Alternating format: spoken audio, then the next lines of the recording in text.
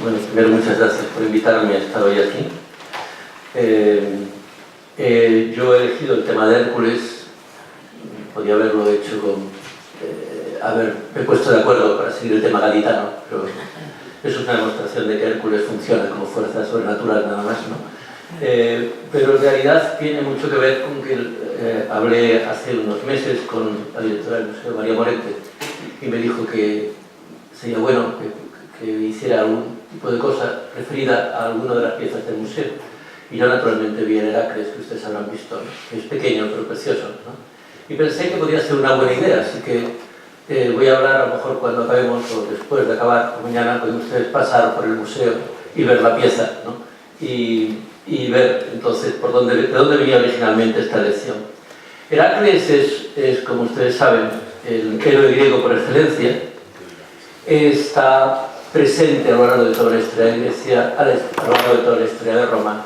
Está presente, por supuesto, allá donde llega el mundo romano, donde llega el mundo griego, que es prácticamente al conjunto del continente euroasiático, en un momento en otro. Es un personaje esencial, es el héroe por excelencia. No hay probablemente prácticamente ningún ámbito que uno pueda pensar de cualquiera de las reflexiones que se han hecho en todos los libros probablemente necesarios tratando de entender qué es un héroe, ¿no? Que no abarque Heracles. En este sentido, a mí lo que me gustaba, lo que yo quería hacer hoy es hacer una pequeña revisión de viajes de Hércules, que es un héroe muy viajero, de llegadas de Hércules a lo largo del tiempo, y un poco también la pregunta de qué es lo que hace que Hércules sea un personaje tan exitoso, un héroe que se convierte en un héroe, podríamos decir, tan exportable, ¿no? A todos los niveles, un héroe que puede ser adaptado, lo mismo que puede ser sencillamente representado en la corte parta, por ejemplo. Puede representarse una obra en la que él esté, o se puede hacer una imagen identificándolo como otra divinidad, o como otro héroe, como otro personaje sobrenatural de prácticamente cualquier otra cultura. La pregunta, en el fondo, podría ser la pregunta de qué es un héroe, que no lo voy a hacer, ¿no? Pero también la pregunta sobre qué es la mitología, que tampoco lo voy a hacer, pero voy a jugar algo con fondos, con criterios de fondo, que como no hace falta explicitar, pues no lo voy a hacer. Es decir, no voy a decir desde qué teoría lo planteo, sino van ustedes a ver desde qué reflexiones a partir, espero, de los análisis que estoy haciendo, ¿no? Como digo, es el héroe griego por excelencia. Quizá uno de los componentes esenciales para entender Heracles y quizá también su éxito sea precisamente que su aparición es una aparición ya tremendamente compleja. Nosotros imaginamos quizá el héroe griego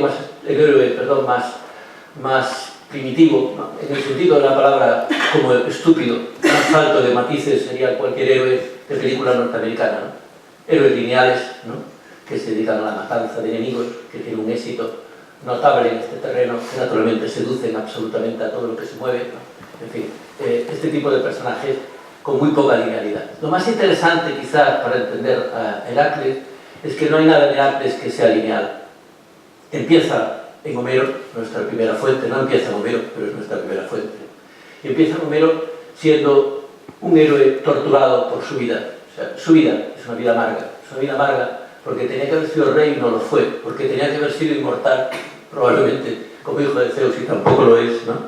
Porque desde su nacimiento ha sido perseguido por la madre, por la esposa de su padre, Zeus, ¿no? Hera, y esa persecución hace que tenga que estar subordinado a alguien que es notoriamente inferior. La vida de Heracles es una vida insatisfecha desde el primer momento, marcada precisamente por ese momento de profunda injusticia sin lógica, porque no es más que una injusticia que nace de un nacimiento del que, como se señala en alguna ocasión, él no tiene la culpa. Este héroe, que empieza así, es un héroe que tiene muchas trayectorias, es un héroe insatisfecho, como digo, un héroe que se ve obligado incluso a ganarse la inmortalidad a partir de 12 trabajos, como ustedes saben, ¿no? Que acaban siendo planteados como aquello que tienes que hacer para conseguir la inmortalidad, ¿no? Y después de 12 trabajos vive todavía una situación más compleja, más humillante, de la que hablaremos también, que es la historia de Ómphale. Este componente radicalmente, digamos, torturado del personaje es uno de sus componentes esenciales y da lugar a uno de los dos grandes Hércules, ¿no? O dos grandes Heracles, ¿no? Hay dos grandes Heracles. Uno es el Heracles del sufrimiento, que está asociado al Heracles del esfuerzo, y está también asociado al Heracles del mérito, que puede estar asociado entonces a los filósofos estoicos, ¿no? O incluso a los filósofos cínicos, ¿no? Que puede estar asociado entonces a su búsqueda, ¿no? A una búsqueda una de cuyas vertientes más visibles sería, por ejemplo, su papel como héroe civilizador, ¿no? Él que va exterminando enemigos, que va exterminando monstruos, que va acompañando de alguna manera a la apertura de la civilización, de la racionalidad, ¿no?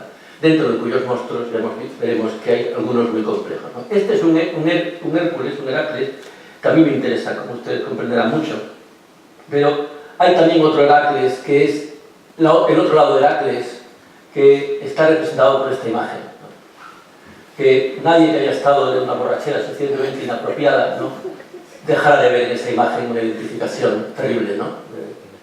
Los peores momentos quizá los que se puede ver en algunas personas, ¿no? Es una imagen que habla del otro Heracles. El otro Heracles es el Heracles de la comedia, el Heracles bufón, el Heracles ilimitado. Que es también, forma parte también del otro Heracles, por ejemplo, para ser invocado por ante cualquier situación de necesidad. Es decir, Heracles es aquel al que se invoca ante un peligro, es aquel al que se invoca ante una enfermedad. Es el Heracles que está en cada uno, digamos, de los corazones de la gente que en un momento determinado, que vive ese mundo. Y está Heracles para eso, y está Heracles confundido con el otro Heracles, con el Heracles del esfuerzo, y es el Heracles de la burla, de la broma, es el Heracles, como digo, de la comedia, de las historias, es el Heracles que es sometido, por ejemplo, a un estado de servidumbre por Sileo y acaba destruyendo no solo a Sileo, sino su casa, los espacios de su casa, ¿no? Y quemándola entera, comiéndose sus bueyes, en fin, el personaje, como digo, de la comedia, ¿no? No es un héroe cómodo en el sentido ideológico, es un héroe que aquí lo tenemos peleándose con su hermano Apolo, ¿no? Como ven, por el trípode, ¿no? En una ocasión en la que el oráculo de Delfos le niega una solución para su enfermedad. Es prototípicamente un héroe entre los dioses y los hombres, ¿no? La mitología tiene muchas definiciones. Hay una que es, a mi parecer, incontestable, la mitología griega, que es aquel conjunto de sucesos que ocurren antes de que los héroes fueran destruidos en la guerra de Troya y de Tebas, ¿no? Por tanto, aquel momento en el que dioses y hombres se juntaban, dioses y hombres, y sobre todo dioses hombres, dioses mujeres, diosas hombres, ¿no? Se juntaban hasta tal punto, estaban conectados, estaban juntos, que se hacían hijos mutuamente, ¿no? El mundo de la mitología es el mundo, se tiene que definir necesariamente desde el punto de vista en claves de género, desde la diferencia jerárquica del orden hombre-mujer, pero desde la diferencia jerárquica el hombre-dios, la jerarquía Dios-ser humano.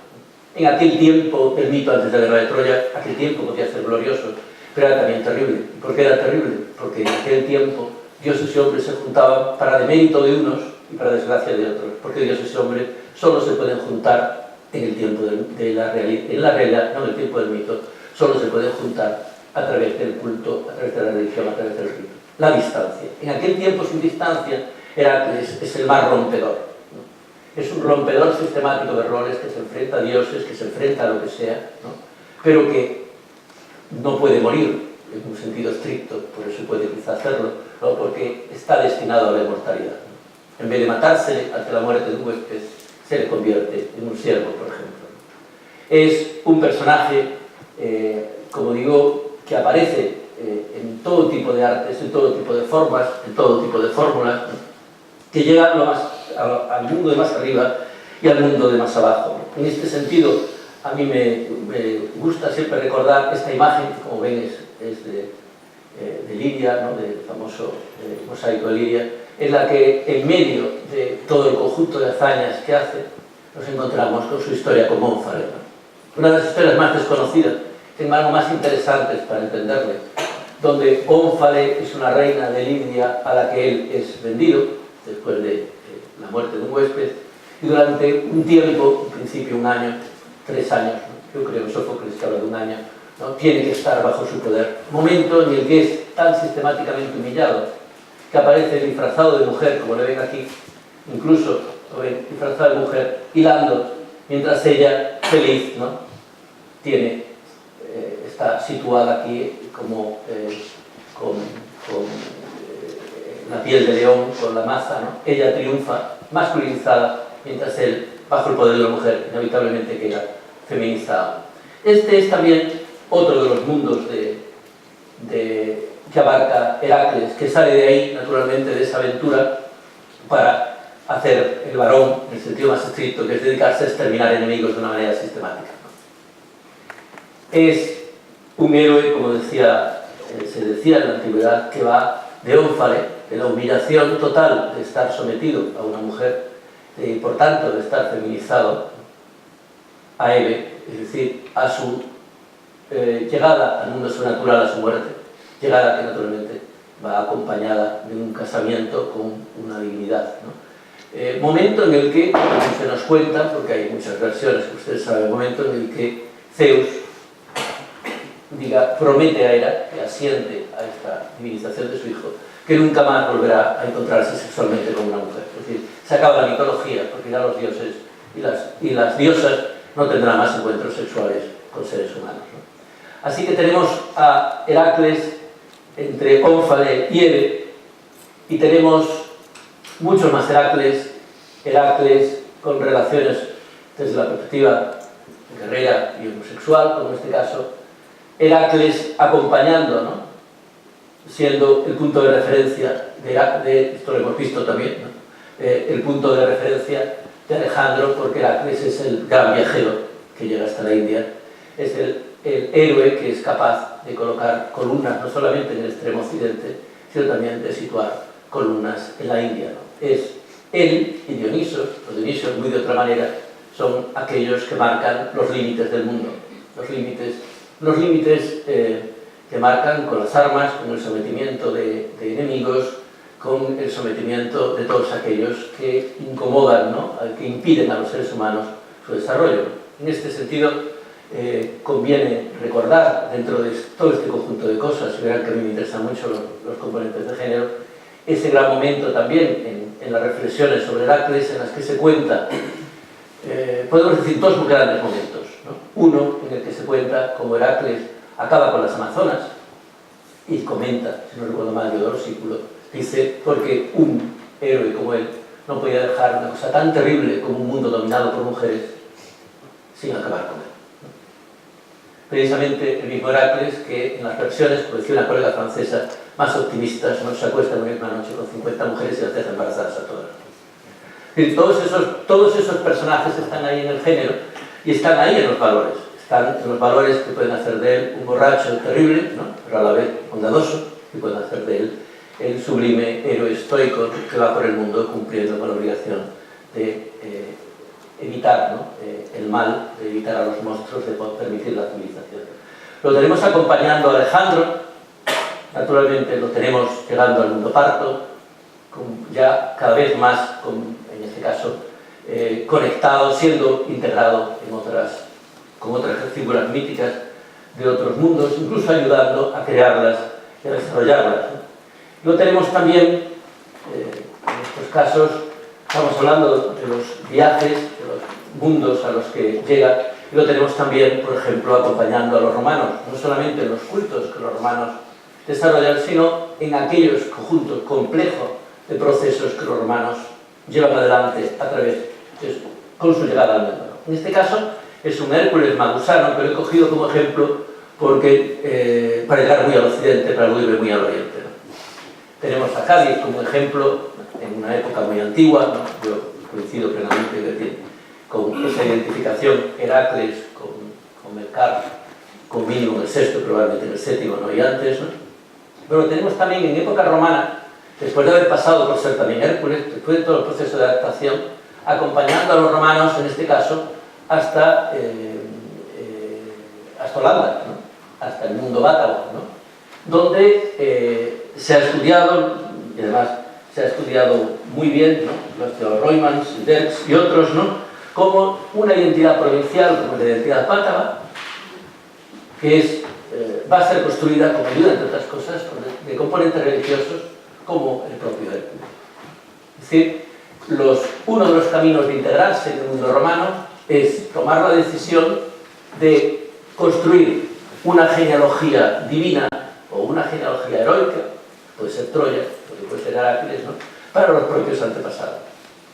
Y desarrollar cultos y hacer cosas que nunca se habían hecho antes, como desarrollar santuarios complejos y, naturalmente, hacer cosas que no se habían hecho antes, como desarrollar componentes epigráficos, ¿no? En ese mundo, Heracles vuelve a tener sentido, pero tiene sentido, fíjense, allá por lo alto de Holanda, de la actual Holanda, ¿no?, construyendo identidades provinciales, ¿no? Los bátavos son un colectivo muy interesante, entre otras cosas, la zona de Frisia, entre otras muchas cosas, porque establecen unas relaciones con Roma de aliados. Ningún aliado de Roma es un aliado, ¿no?, pero establecen unas relaciones muy especiales que les permiten ir realmente ir a los ejércitos con unidades propias. Les permiten, no tanto una relación de tú a tú, es una relación prestigiosa precisamente por su papel militar. Y a partir de su papel militar, conservar, mantener y desarrollar sus viejas instituciones, lo que ocurre en la península ibérica, ¿no?, en muchos sitios, ¿no?, y lo mismo que probablemente ocurre en el noroeste español, según yo entiendo, que nos lo cuenta, como saben, ese documento impresionante del Edicto del Bierzo. En cualquier caso, tenemos Heracles reciclado, Heracles replanteado, Heracles utilizado para construir una identidad que no existía antes de Roma, pero que es una identidad provincial que no está en Roma. Ese Heracles bátavo, ¿no?, que cumple también con una de estas normas, de estos componentes que nos cuenta el propio Tácito sobre los germanos y su genealogía a partir de Heracles, ¿no? Pero a mí me interesa, ya que estamos en este lado del mundo, me interesa ir al otro lado del mundo, si no les molesta, no les marea, ¿no?, y nos vamos a llegar hasta la India y hasta este momento, que es un espacio que a mí me interesa muchísimo, porque es el primer gran momento de la historia del mundo en que se produce una globalización, la primera gran globalización de la historia del mundo.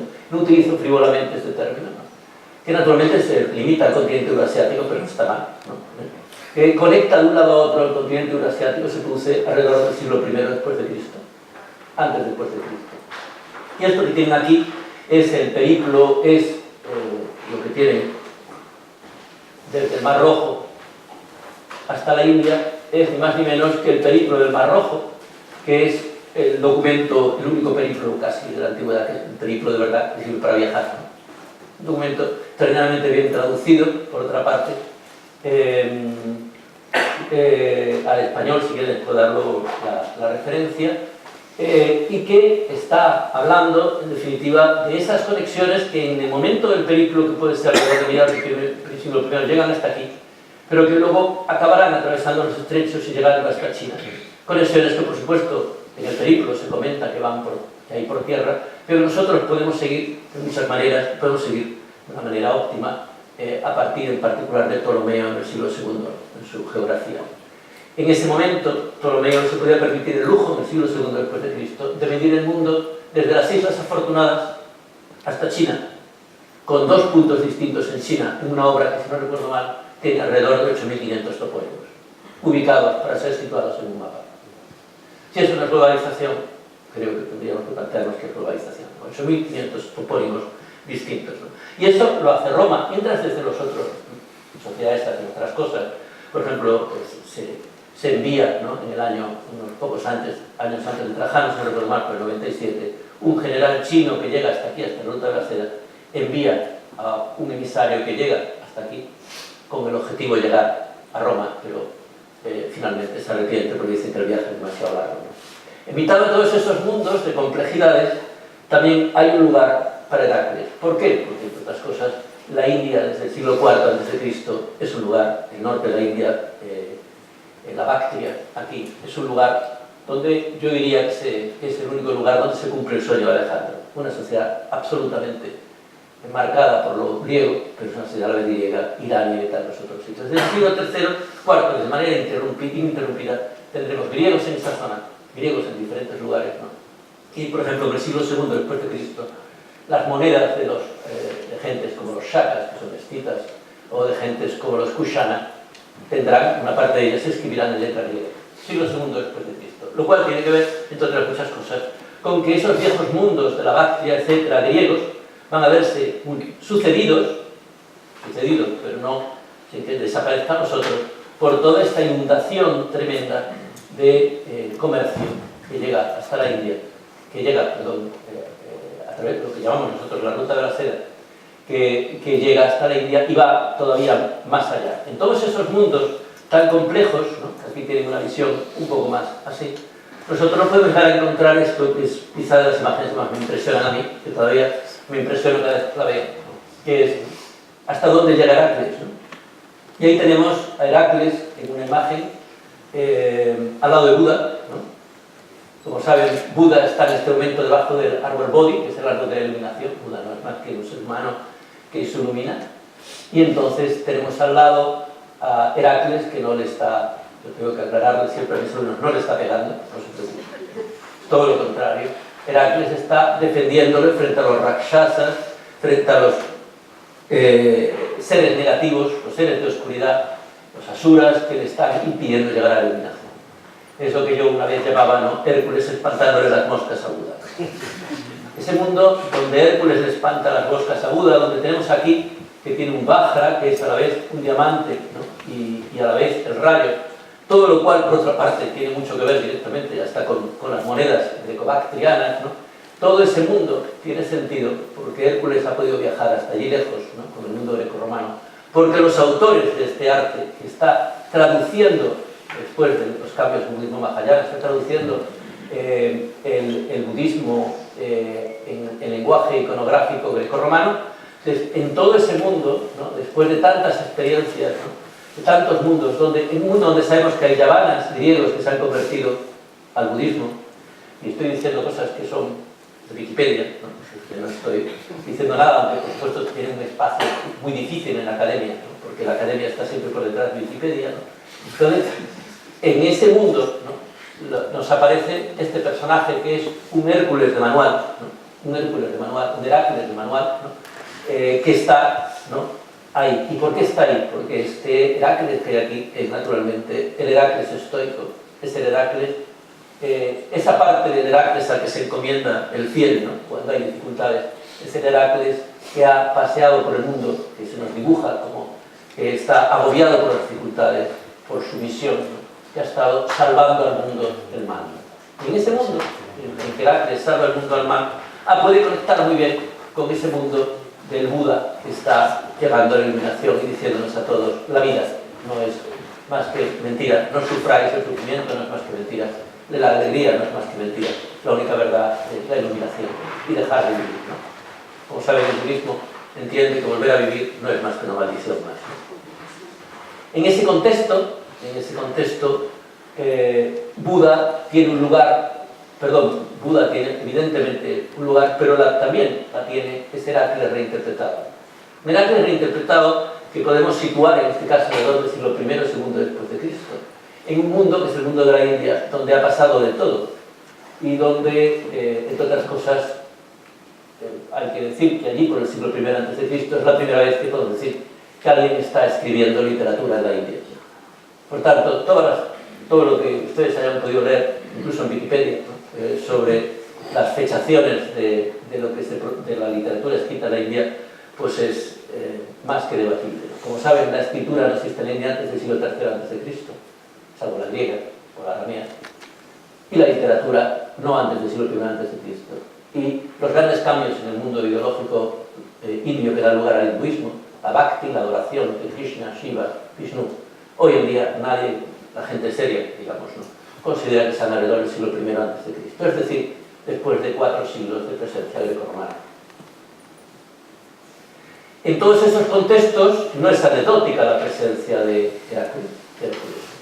Hércules está continuamente presente, no en cualquier sitio, sino está presente, pues se está adaptando, por ejemplo, en las estupas, que son el gran vehículo, ¿no?, porque entre otras cosas, pues, la peregrinación que está ligada a la estupa permite, ¿no?, el hacer lenguajes narrativos cara a la conversión, ¿no? Es decir, no se puede entender el budismo sin transmigración, ni tampoco sin compasión, ni tampoco sin conversión. Y aquí, fíjense, si lo tenemos prototípico, volvemos a tener a Buda aquí, perdón, a Heráclides aquí, ¿no? Al lado de la rueda de las reencarnaciones, protegiendo la rueda de las reencarnaciones. Es ese mundo tan complejo en el que se absorbe a Buda, pues se absorbe, perdón, a Hércules, ¿no? En el que nosotros nos podemos encontrar incluso una evolución. Esta imagen debería haber sido un poco más bondadosa con nosotros, y verían aquí la evolución hasta llegar a convertirse en una divinidad del budismo mahayana llamada Vajrapani. Es decir, Vajrapani probablemente no existe antes de que Heráclides sea utilizado en estos contextos. Es decir, Buda tiene como una de sus divinidades acompañantes, ¿no?, sus personajes acompañantes, a un Vajrapani que probablemente no es más que un Heráclides reinterpretado.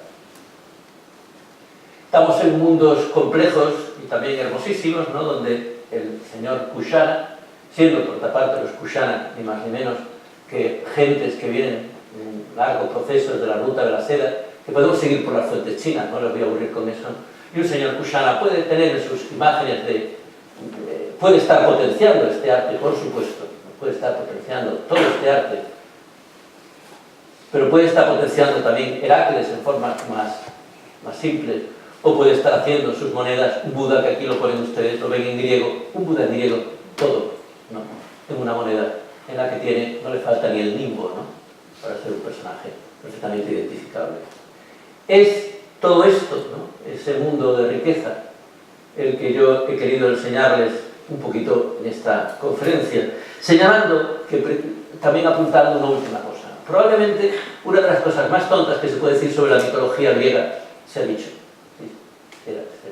Puede ser una cosa tonta, se ha dicho y se ha escrito y se ha defendido, ¿no? Y es la idea que la mitología griega o grecorromana es un mundo primitivo, ¿no?, habla de unas realidades primitivas en las que se transmiten, ¿no?, componentes muy prístinos, muy originales, ¿no?, muy salvajes, muy como ustedes quieran, ¿no?, que entonces es eso lo que permite conectar con las formas más hondas de nuestra conciencia.